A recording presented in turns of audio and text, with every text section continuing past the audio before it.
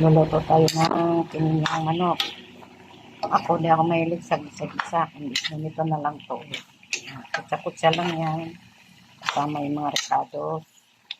Hanggang mapula. Saka natin lalagyan kunting tubig. At saka ilalagay natin yung mga gulay. Pininyang manok po.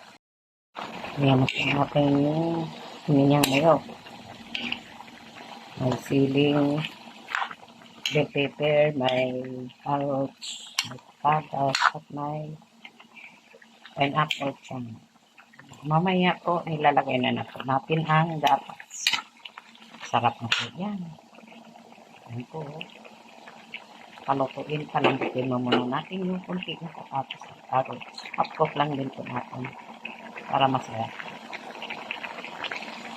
Pininyahan na po yan. Ito na po. Okay na po ang ating pininyahang manok. Lagyan na po natin ng gatas.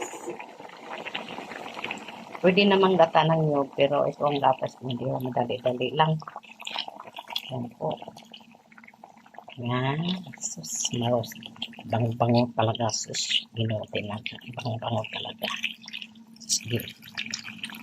Kabango-bango dahil. Ito na po ang ating ginataang steak. Ito na po ang ating pininyang manok. Maglalagay na po tayo ng gatas. Yummy-yummy po. Yan. Pwede naman siyang gata ng nyog. Ang kaso nga, mas bit ko tong gatas. Mabango.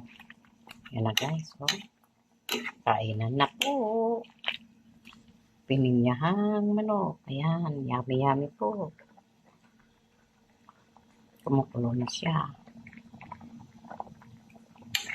Hanggang bukas pa ulam namin ni Ponso to.